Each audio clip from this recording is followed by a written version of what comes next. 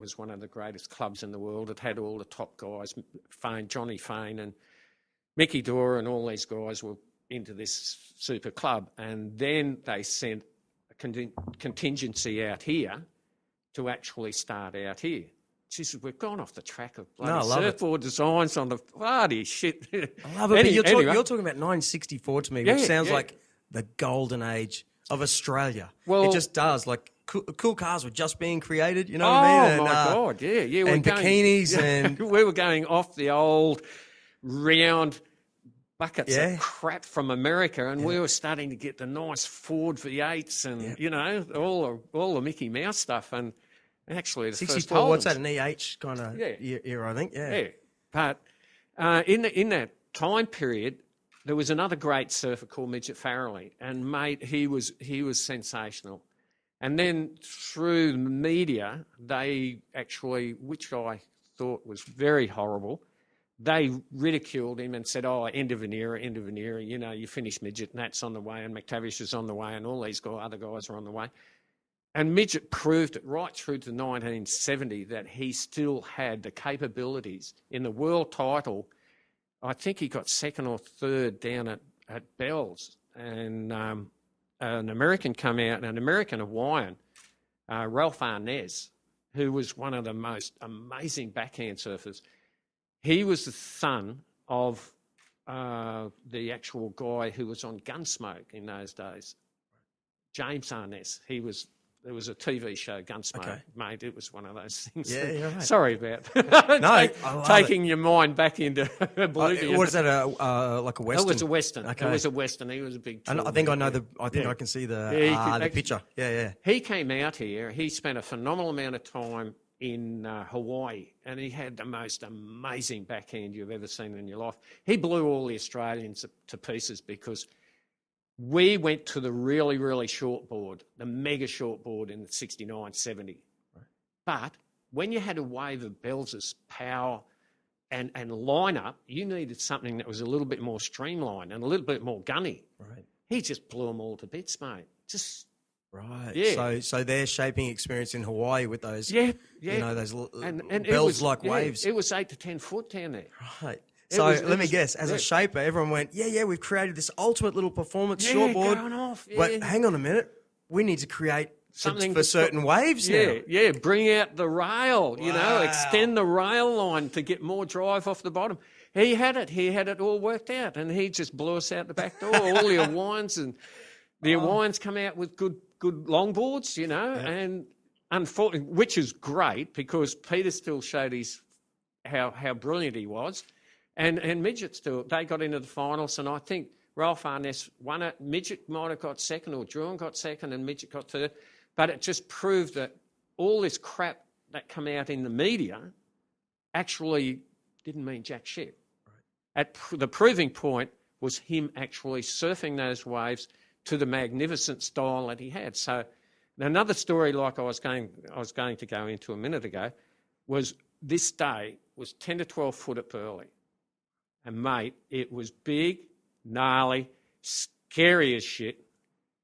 This is no leg rope days. Wow. This is in the mid-60s, right? And we had to paddle out too. You had to paddle out. And very few people would surf the cove, even in those days. Now, it was most probably 65, just before the Australian titles up here. And, mate, you would just, you know, there was no duck diving a longboard. You had to do rollovers with a 10-foot wave breaking on your head. How strong must we have been in those days to actually combat that? Anyway, Peter would take off here. Nat would take off there, another 20 metres in.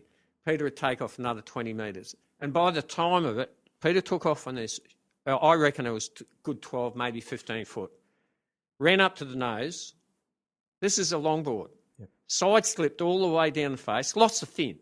Right. Side slipped all the way down the face, gathered his rail in, pushed his fin back in, got tubed, right? And he got the best tube I've ever seen until Slater, quite a few years ago, caught the best tube because I was paddling out with a couple of guys, and Derek Hine and a couple of other blokes who are legendary guys, and we just got over this set, mate. I was shitting myself, you know. And Derek's gone, look at that, look at that. And you looked out into the cove and this guy in his white wetsuits in this soupy, sandy mongrel sucking up barrel. All of a sudden he's gone past us, down the beach, flicked out at the poo pipe. And he was inside this massive bowl all the way, and we've just looked at each other and just went, oh, shit. Wow. How was that? My God. It is amazing when you see someone, you think, I could never do that. Or this is me personally. Like, how do you get into that position? You're on a foot of water too, and a monster is above you, like, and they're just beaming off their head, like nothing. They can't see behind them. No, but they know. They've got that instinct. It's frightening to watch. Creating. Like the first time I saw him, it was most probably in 1992. They came out for I can't remember what the name of the contest was, but I had a young girl in it called Kathy Ryan. She went on to be one of the greatest women surfers of it at that period. And unfortunately, Kath passed away not all that long ago, which she had cancer. A beautiful, beautiful person. But we were sitting out Greenman Point and the contest was on. It was Asian Pacific or something like that was happening. And we had the Americans in and all this sort of stuff. And this guy was just cranking it out through Greenmount and just going ballistic. And I said to Paul Nelson, who was the coach of Australia at that time, I went, Jesus Christ, we've got nothing to catch this bloke. Because we didn't. Right.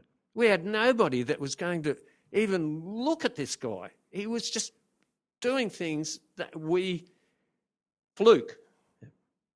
Our surfers were fluking these manoeuvres, and then all of a sudden this guy's come out and he's perfecting me. He'd do 5 or 6 total roundhouse up over the bowl, and Was he shaving his head in 92? No, he had a very, very good head of hair. Pamela Anderson sort of days too, I think. Way before. Maybe? Way before, what was the show that he was on? Beach? What was that? Baywatch. Yeah. It was before that. Okay. That was before that. And that was the first sighting of Kelly Slater. And I think Paul went back and just went, we better dig some shit out now because we've got one hell of a competitive person. Mate. That's what I like about surfing comps. And I say it when I try and bring friends who don't surf to comps, and I find it really interesting. And I'm I can barely surf, I just love it. But I say to people who don't surf, I say, just watch. It's as if the people, you judge a surfer just by, it's obvious how well they move. Yeah, if you don't know anything about tricks, it's just like the way they move their bodies and stuff. The crowd goes, oh, you can just see someone who just looks like they're made to surf.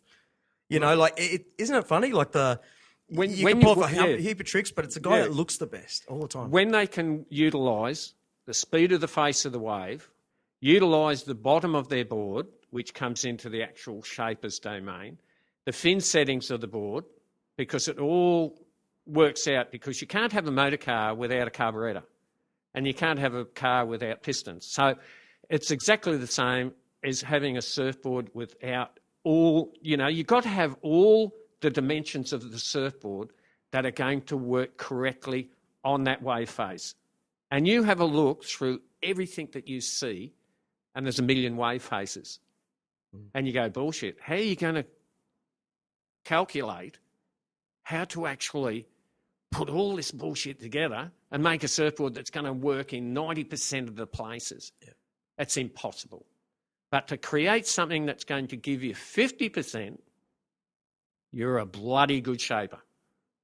And that's where you'll see at any major contest now, they'll walk down with 5 or 6 surfboards. Are each slightly different. Right. Maybe a rounded square. If it gets a bit fuller, pull out the rounded square so you've got mega area in the tail and it's going to cavitate a little bit more, but it'll give you more squirt off the tail of the board. Or if it's going hollow, you'll move it into a rounded pin or a squash tail so it's getting into the face much quicker, so it's giving you more rail. The things are, when you go into it, it's just mind-boggling to actually... Can you see that from the beach? That's the way I used to coach. I could watch a person, or if if people wanted me to, I would go surfing with that specific person and go, you're a front foot surfer, so I'll put a bit more volume and I'll put a bit more concave underneath your front foot. No, you're a back foot surfer, so I'll instigate a little bit more V behind where your forward mounts are, so it'll actually roll off with your back foot. I'll extend the hard edge up a little bit further on such and such a surfer, or I'll create a little bit more foam or volume for that or here or what. It's like, oh my God, working for Rossi as a motorcycle mechanic and going, bullshit, we're at this circuit, we're at this altitude, we're at this, the fuel's a bit shitty, so we've got to do this. Mate, it's exactly the same. But unfortunately, we've never been given the credit that we deserve for creating things that are going to move surfers at high speed. You can see one guy out there, they're both pretty near the same character or in surfing, but you'll see one twice as fast on the face of the wave. And you go, bullshit, that's interesting. So you'll sneak down and have a look at his board and go, goody. But that's what you do. You don't steal ideas. You look at the ideas and you come up and create something that's better for that period and that where you actually surf. So when that new guy... Mate, just pause there. Pattern. Right, what were we talking about, weed and stuff? Oh, LSD, mushies, you name it, that's what they... So the whole late 60s hippie man sort of stuff? Yeah. Okay, okay. It frustrated me, but I enjoyed my rugby union. Yep. I played a little bit of rugby union. I raced motocross, and that was another thing that sort of degraded me from the world of surfing because I raced a motorbike. Right. And you sort of go, bugger off, this is bullshit fun. And apart from that, it was a thing that I used as mega fitness. Yep. If you race a 40-minute motocross, mate, if you're not fit, give it a break and go away, I 100% agree. And this was one of the things where, because I wasn't the best surfer in the water, I could guarantee that I was one of the fittest. And I could out-paddle him or I could out-paddle him. Because these people that surfed against me in the early days didn't know how to breathe and didn't know how oxygen worked in the brain, they would have if you paddled your ass off in a 6-foot day in a contest, they were lacking oxygen. So I would be as fit at the end of the heat as what I would be at the front of the heat. So that was one of my little tricks that I tried to install into all the guys that I surfed with and coached, And coaching in those days was nothing like this today. Like, it is so professional. They have their professional coach and all this sort of stuff, which is great. But a lot of the times of today's surfing, they get their rawness taken away from them and this competition thing shoved in there. And all of a sudden, they look like that guy out there or that guy there or that guy. They've lost that uniqueness.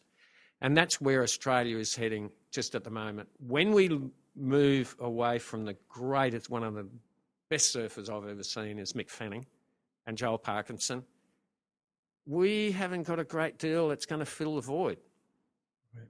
Unfortunately, we need that rawness. We need those guys that have got, oh, shit, look at that. That's a unique style. Bullshit, And that's why the Brazilians are starting to sneak up on us and kick us in the arse. And we can't have that. I'm a true blue Aussie bullshit guy. Nah, stuff them, bugger off. And that's one of the unfortunate things that Slater had, this magic. And we never looked upon it and went, right, we're going to steal it.